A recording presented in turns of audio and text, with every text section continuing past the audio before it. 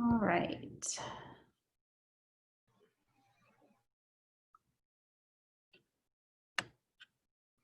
Okay, guys, so yes, let's get started.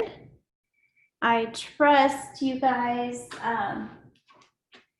did all right with your homework and the quiz. I heard from some of you, which was great, guys. So remember, reach out for help if you need to, even if it's, weekend time or whatever. If I can't, then I'll just say I can't, but usually I can. So anyway, 11.4 is where this week's homework is starting, and that is up on MathLab for you to start whenever you want. Remember, everything's going to be due Sunday night. What you're going to see in 11.4 is a little bit of there's an IROC question. I know we want to get past that, but it's one of those where it asks for not only the IROC, but the slope of the tangent line there. So like we did here the other day, I wanted to make sure we get that in a question. So remember, on slope of the tangent line, or the equation for the tangent line, you will do the IROC calculation. Remember, that gives you the slope, and then from there, you can use the point that we found in that IROC process to then find the equation of the tangent line. So you have one of those. It's a really short homework, so there's like 4 questions. And your other questions are derivative questions. So before we get started really today, I want to kind of go over the way they ask those questions, because they're a little different than maybe the way I would ask them. But for example, oh, no, not that one. Okay, so for example, they'll give you a function. It'll probably be a squared, something like this. And then it's going to ask for the derivative at certain points. So, and it might ask, I can't remember, but it might ask for this. Just this is the derivative at any point, right? So that's where you would use that definition where we had, it looks a lot like IROC, but we put the X in there instead of an A. And then after that, if it wants the derivative at a certain point, I want to recall the notation.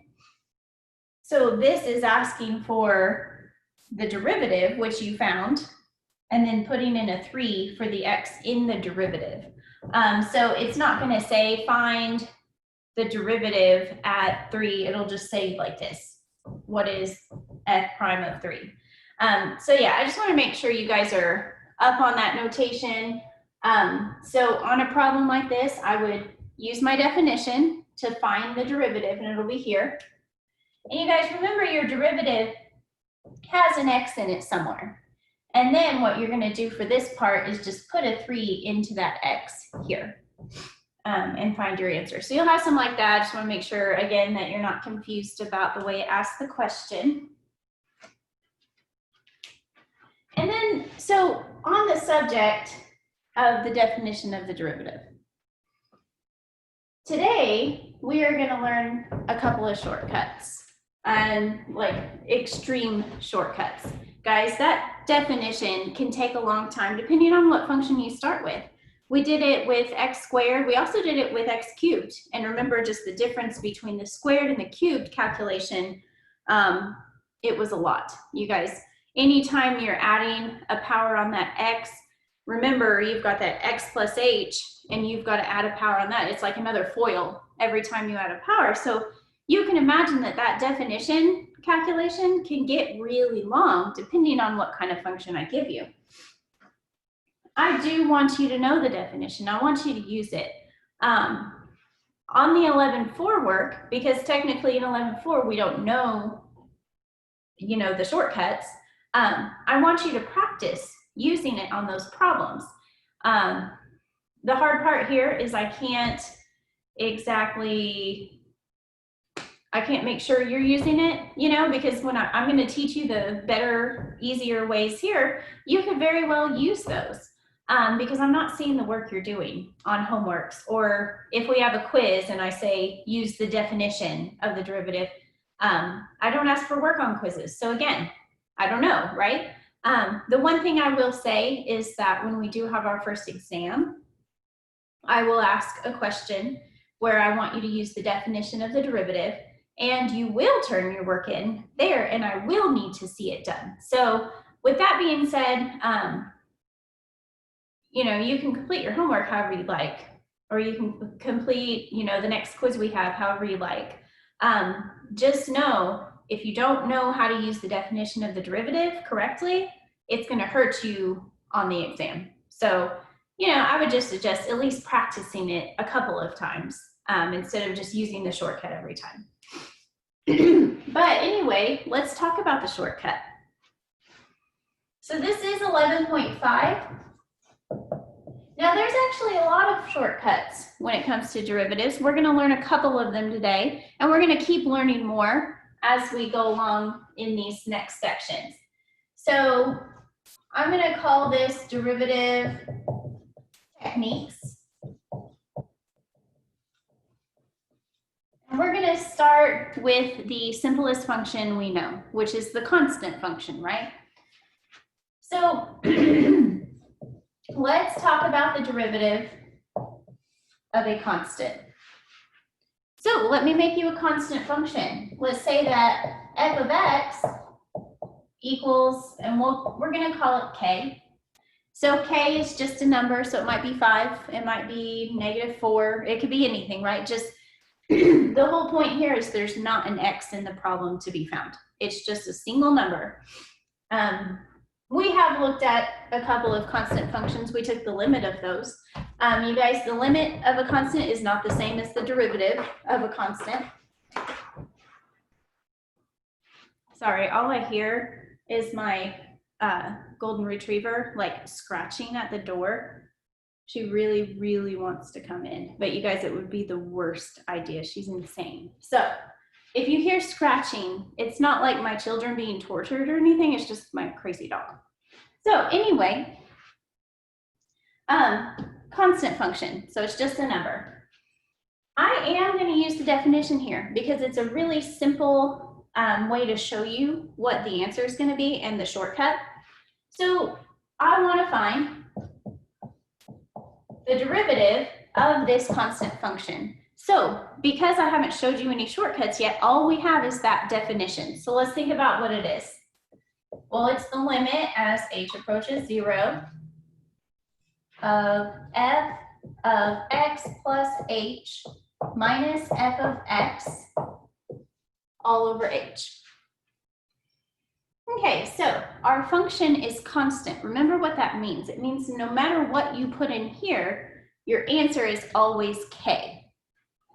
So I don't even need side work. So this is going to be the limit as h approaches 0. Now, usually I go to the side and I find f of x plus h. But you guys, all that means is to put x plus h into the function, right? Remember, it doesn't matter what I put into the function. What I'm going to get out is always k. So f of x plus h is k. F of x, I already know that's k. So I'm here. So what happens on top is we end up with 0. So this is the limit as h approaches 0 of 0. You guys, I know how to take the limit of a constant.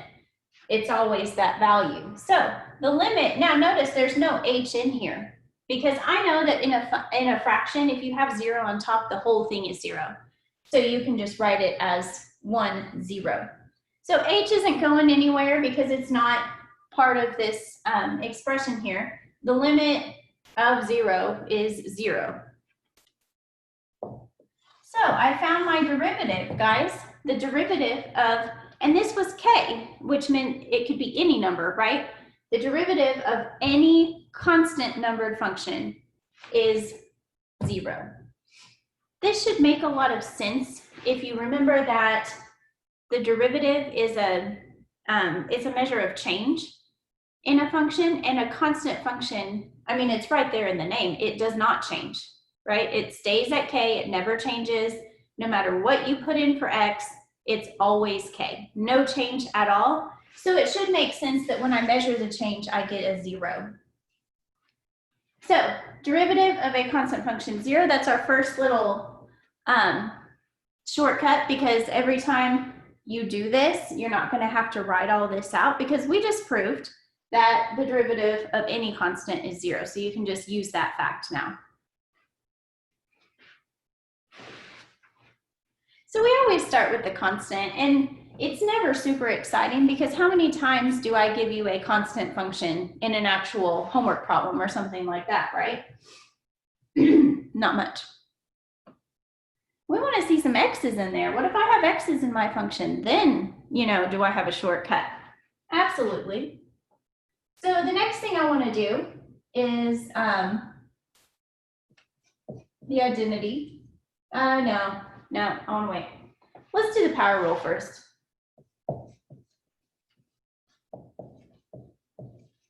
So you guys, the power rule, this is going to be like the bread and butter of this class. Like, this is what you use probably every single class period from here on out, is this.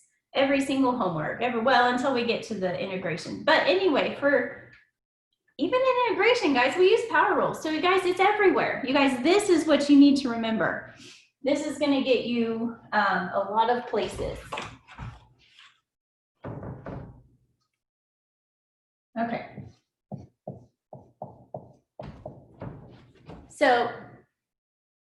So the power rule, your function f of x. What kind of functions does this apply to? Well, it applies to any function where we have x raised to any power. So this power, a lot of times, is just a positive whole number, like 2, 3, 4, 5.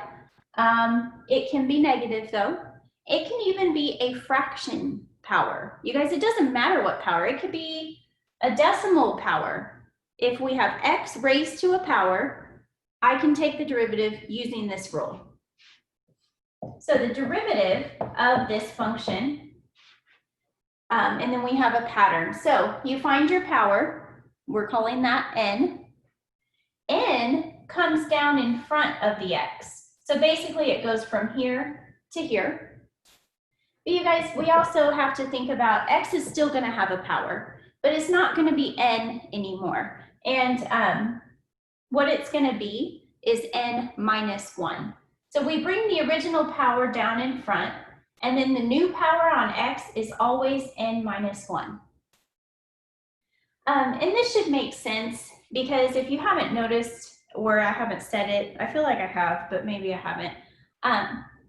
You start with a function, let's say you start with a squared function. So the degree is 2. You take the derivative, notice your degree of your derivative is 1.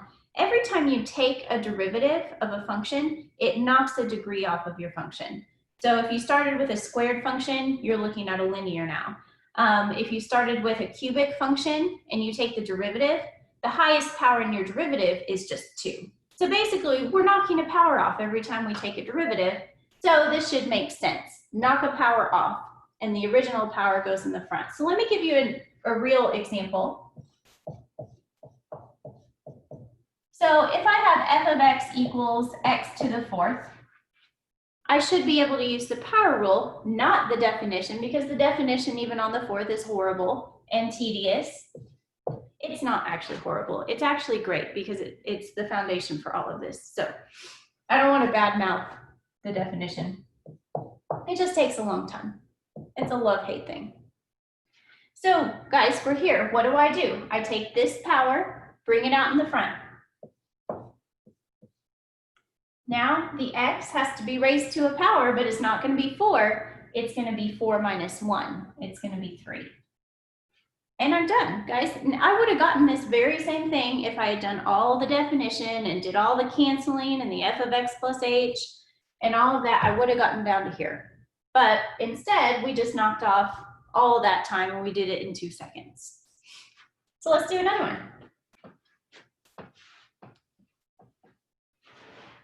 So if f of x equals x to the 9th power, could you even imagine, guys, doing x plus h to the 9th? It would be so horribly bad. But instead, we're going to use the power rule. And it says I take this 9 and I put it out in the front. And now x is raised to the 8th power. And that's it. Put the original out in the front and then take one away for the new power. That's all there is to this. Now I did say this works on any power, and it does. So let's look at this next one. Excuse me? Yes. How is it, how did you get to the 8th power? It's always this one. It's always minus 1. So just the rule that it's always -1? Yep. All right, thank you. So let's do f of x equals x to the -3 power. Now, before we do this one, there's 2 different ways you're going to see a problem like this, because a lot of times writing negative exponents in a problem isn't really widely accepted. It's bad form sometimes. I don't think it's bad form, but this question could also be written as 1 over x cubed. No, you have to know, and if you don't, you need to make sure you do now, that these 2 are exactly the same thing. What does a negative exponent do? It brings the variable across a fraction bar. So 1 over x cubed and x to the -3 are exactly the same. You have to be able to go back and forth. So maybe your problem looks like this. Maybe it looks like this. You guys, if it started this way, the very first thing I would do was write it this way so I can use the power rule. Excuse me, Professor. Yes. This is Melvin. Can it be written like so from the previous examples of the power rule? Can it be written like -3x minus -4? Would that be wrong though? I don't think so. I think I get what you're saying. I think that's going to end up being our answer. So do you mean like when you write your answer, can you write it with a negative power? Yeah, yes, -3x to the -4th power. Right. So I would say yes, you can write it like that. And I'm pretty sure in MATLAB you can also. This is kind of my first go round with MATLAB. So we might have to test the waters out a little bit on that, but I would definitely try to put it in that way first. Now, if it says that it's not correct, you can always write it like this, but I think it's going to be fine. Okay, all right. To see it anyway. Sounds good. Thank you. So guys, if it did start here, you would need to rewrite it to get to here, because you guys, the power rule applies to x raised to a power.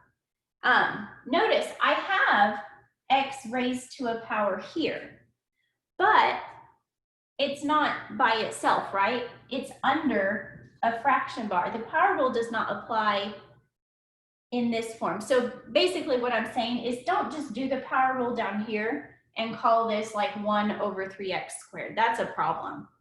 You guys, it has to be all on one line, not a fraction. It has to be x raised to a power before you can use the power rule.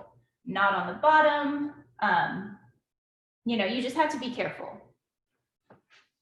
Because you'll notice if you did it this way, like, oh, I just do the power rule down here and just leave it on the bottom, you'll get a very incorrect answer. So anyway, if it's written like this, rewrite it like this first. But let's say that we've done that, or it started like this. And we can take the derivative. So the power is -3, that comes down in the front. Then we have the x.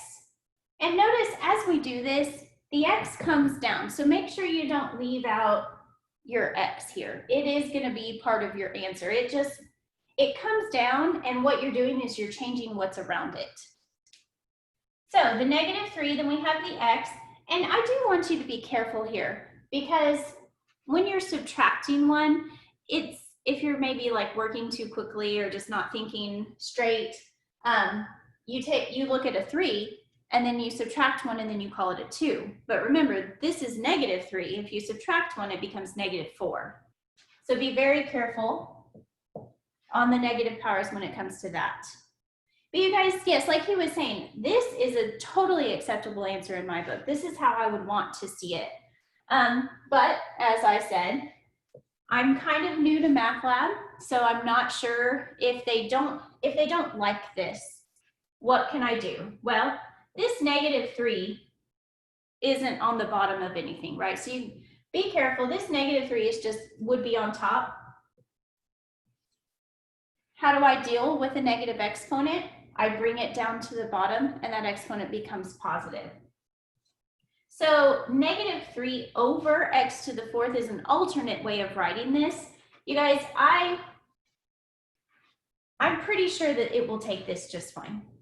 But if it doesn't, then we'll have to work on that. Just like as you guys are working, when I put 11.5 up, which will be today, by the way, when you guys are working on these problems, if you do run into that issue, like it doesn't like it like that, be sure to let me know so then I can let everybody know.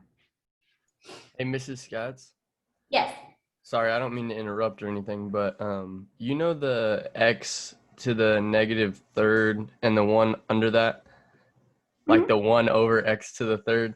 So say that you had, yeah. So say you had a 2 over x to the 3rd, and then you wanted to put it in the format of the negative exponent. Would it just be x to the -3/2? Or is that what it would be? So I get what you're saying. So And sorry if I confused anybody. no, that's okay. I'll make it make sense. So what he's saying is, what if you had, so 2 over, so you had 2 over x cubed like this. So this 2, notice it's not raised to any powers, positive or negative. It's just a 2. And you know that because it's on the top of a fraction bar, it's a whole number 2. You could call it 2 over 1. This is going to turn into 2. That 2 is going to stay where it is. All that's going to move is the x term. If this 2 had like a negative exponent on it, it would send it to the bottom, but it doesn't. This is just going to come along with you in that case. Okay, thank you so much. No problem. Okay, so there's your negative exponent, and that might take a little work just remembering how negative exponents work. Maybe it's been a while since you've seen them. But there's another exponent that really gives us issues. So I want to show you that.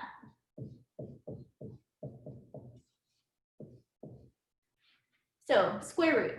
You guys, it doesn't look like an exponent, right? So just by looking at this, I'm like, it's not x raised to a power, so I can't use the power rule. So I don't have a shortcut. But you guys, can we rewrite a square root as x raised to a power? And yes, we can. So again, you know, like as with the negative exponents, like reach back in your mind to, you know, some algebra class where you worked a lot with powers. And let's take a side break about square roots. So what we have is the square root of x. Remember, we don't always write something out here when it's a square root, but we can. I could put a 2 out here and that would notate it's a square root. Because square roots are so common, when it's not there, we just know, right? But we could write the 2 out there. And this x in here, this is x to the 1st on the inside. Another thing we don't usually write, but we could. If I want to turn this into x raised to a power, it's actually really simple. It's going to be a fraction power. So the power on x inside the root goes on top, and the power or the root outside goes on the bottom. So the square root of x can be rewritten as x to the 1/2. That's probably spelled. Okay. All right, so let's do another one of those before we move on. What if I want to take the cubed root of x to the 4th, but I want to write it as a power? I just follow the same pattern. Inside number goes on top, outside number goes on bottom, and there we go. So you guys, all roots are fraction powers. You could also go the other way. There's not a lot of times when we will in this class because we actually need it to look like a power. But you could always go the other way too and put it back as a root if you want. Just remember, it's always inside on top, outside on bottom. Okay, so now that we know this is really just a power, let's rewrite it as x to the 1/2 power. And let's use the power rule. Now that we can, we have x raised to a power. So taking the derivative, the power here, remember it just comes down in front. So I have 1/2 times x to something. You guys, it doesn't matter if this is a fraction or a decimal or if it's negative or positive, you always subtract one whole one. Sometimes you want to say, oh, well, it's just 1/2, so I just have to take away a half or something, but you always subtract one, no matter what this starts as. So I have to take 1/2 and I have to subtract 1 to get my new power. So, and this being 1/2, it's not really hard to do this like in your head, but we're going to take it to the side and make sure we're all on the same page. I take my power 1/2 and I have to subtract 1. So in my head, I'm thinking, well, that's like 1/2 minus 2/2, right? Because that's another way to say 1, but in halves. So I have 1/2 and I'm taking away 2/2. What I end up with is negative 1/2. This is going to be your new power. So you took the original power, subtracted 1, and what you're left with is your new power, which is negative 1/2. So guys, there's tons of ways you could write this answer. This is how I prefer it, definitely. And I think this one would be fine also this way. I can tell you one thing, guys. On this kind of problem, remember that the 1/2 power is actually a root. So the negative says, oh, well, I could put that on the bottom. But you guys, there is not very many times where anyone wants to see a root on the bottom of a fraction. So you guys, this is definitely my preferred answer for a question like this. Yes, it's negative. Yes, it's written as a fraction power. I would leave it here. There's a lot of different ways you could write this one. But yes, this is preferred.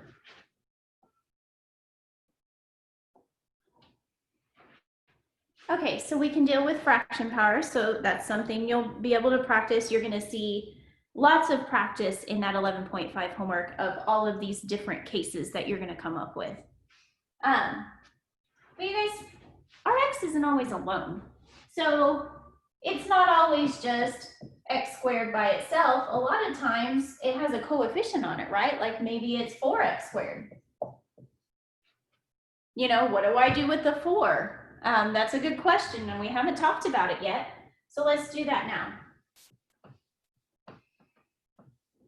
What do you do with a coefficient?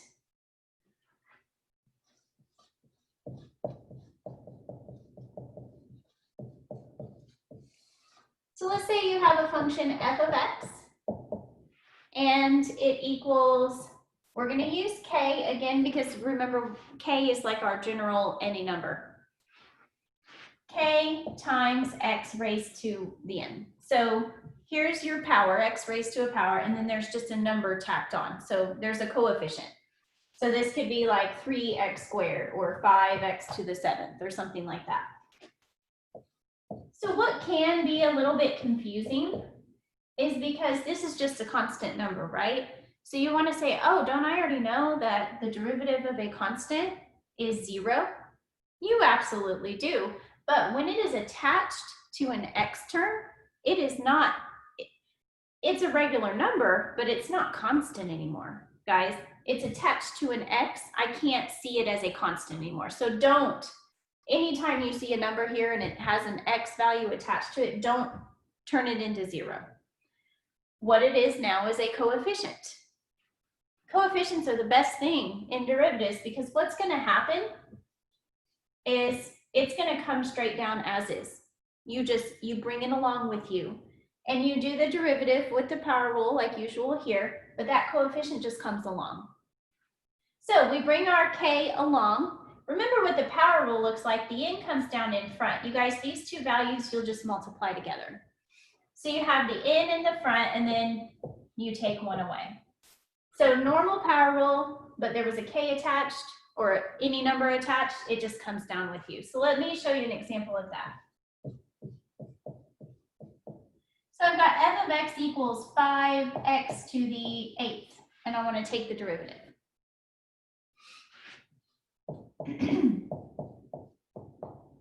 Okay, so this 5, again, think, you might have to think to yourself a little bit. Is this 5 a constant or is it a coefficient?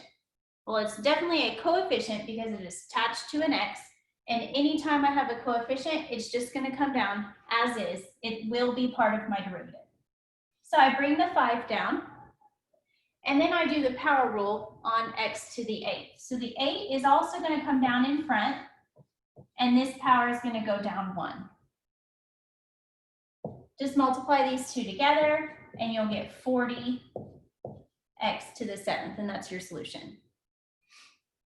So yeah, coefficients are really easy to deal with. You just bring them with you. They always come. And like that question you had about having the 2 on top, that 2, and I'll show you here, is just a coefficient. So let's do a problem like that. Let's say you've got f of x equals 3 over x to the 5th. And I want to know what to do with that 3. Well, let's rewrite. Let's remember that that 3 being on top, that's a whole numbered 3 over 1. So when I rewrite, I'm going to bring it as a whole numbered 3. The x to the 5th is going to become x to the negative 5th. I think we actually went the other direction when you asked about it, but here we are going this direction. Let's calculate the derivative. Guys, what am I doing? I haven't taken derivative yet. Forgive me. I don't know why I put derivative marks on this problem. I haven't taken any derivatives yet. I went from here to here, which was a rewrite, but I haven't taken the derivative yet. This is the original function. Now I am going to take the derivative. So the 3 is a coefficient. It comes down with me. Then I do the power rule on this. So on this, my power is -5, so that comes down in the front. So times -5. Then I have the x there still. -5 minus 1 is -6. So I end up with -15 x to the -6. Now, remember, I'm pretty positive that this solution will be totally acceptable. But what if for some reason I need to change it back into a fraction? Well, you guys, this -15 is just a whole numbered -15. It's not on the bottom of anything. It doesn't have any kind of negative exponent involved, right? So when I write this as a fraction, the coefficient's just going to go right back on top. You have -15 over x to the 6. Basically, the only thing you can bring down is something that has a negative exponent on it. Okay, so we can handle coefficients. They just come along. What about this one? So I don't know why. Well, actually, I kind of do know why. Sometimes this gives us a lot of trouble because as you look at it, it's just an x, so it's the identity. For some reason, just looking at it, it doesn't look like x raised to a power because we don't see the power there. So it throws us off. It's like, can I use the power rule there? Does this apply? It absolutely does. Remember, this is x raised to the first power. And even in using the power rule, we can still get a little bit confused. So let me show you why. So the derivative, using the power rule, this 1 comes down in front. Then we have x, but we have to take the power 1 away, right? So we started with 1. 1 minus 1 is 0. So we end up with 1x to the 0 power. And again, this term confuses us sometimes because, again, we have to go back to algebra when we learned all about exponents and remember what x to the 0 equals. So what is x to the 0? -1. 1. Yeah, +1. So x to the 0 is just 1. This whole thing is just a 1. That's not just applying to x, right? Anything raised to the 0 power is always 1. So this case is no different. So what I end up with for the derivative, because this was a 1 and this is also a 1, is just 1. You guys, the derivative of x by itself is just a 1. And it should make a little bit of sense, because think about what I said about the powers going down as you take a derivative. You start with cubed, your derivative is just a squared. You start with squared, your derivative is just linear, so x to the first. If I'm starting with x to the first, how much further down can you go? Well, now you're down to a constant where your power is 0. So let's add the coefficient onto that, the coefficient rule. So if I have f of x equals 6x, I want to take the derivative. Well, remember, the 6 is going to come down because it's a coefficient. What's the power rule look like on x to the first? Well, it looks like 1 x to the 0, which I know is just all 1. So notice all that's left is the coefficient. The x went away. And guys, that is the case. I don't expect you to have to think about the power rule every time you see this x. Anytime you have x to the first, if it's attached to a coefficient, all that's going to be left is the coefficient. If it's not attached to anything, if it's by itself, it's going to turn into a 1. It reduces itself to a constant. So this is all well and good, right? But even though I've done a lot of different kinds of functions here, they've all been single-termed functions. What happens when I have more than one term? And this will be the last thing we do today. What if I have f of x equals 3x to the 4th minus 2x squared plus 7? Do my rules still apply is a good question. And luckily they do. You guys, luckily, the way derivatives work is that I can actually take the derivative of each term separately and just leave the minus and leave the plus between them. So just what you think should happen or what you hope would happen is actually happening here. You can just do them separately. So let's do that as our last problem. All right, so I'm taking the derivative of this function. I'm just looking one term at a time. So 3x to the 4th. The 3 is a coefficient, so it comes down. X to the 4th, I use the power rule on that, which means the 4 is going to also come down in front. And then my x is going to be just cubed now, because I had to take one away. This minus, that just comes along. 2 is a coefficient, so it comes down.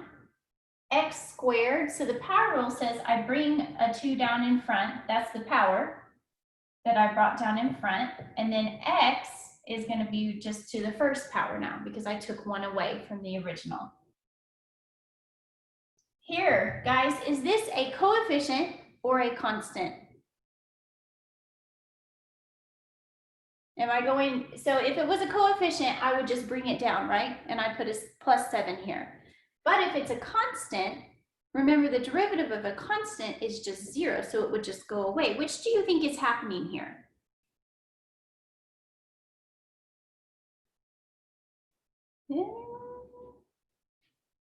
Okay, well, this is a constant. You guys, how do I know the difference between this number and this number or this number? Why are these coefficients? Because they're attached to an x. This is a coefficient because it's attached to an x. This is not attached to anything. It is just a 7. This is a constant, which means when I take the derivative of a constant, I know the answer is 0. Anytime you just have a lone constant number in your function, it will go away completely when you take the derivative.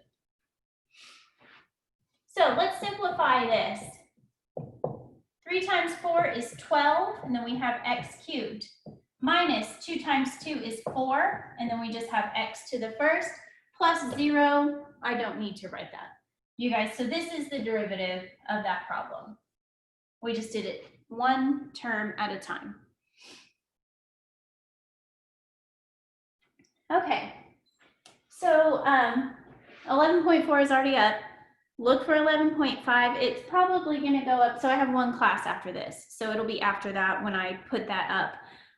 But you got to work on 11.4 first. So it should be fine. Make sure that that's all in by Sunday. And we will next time probably be adding a section to that too.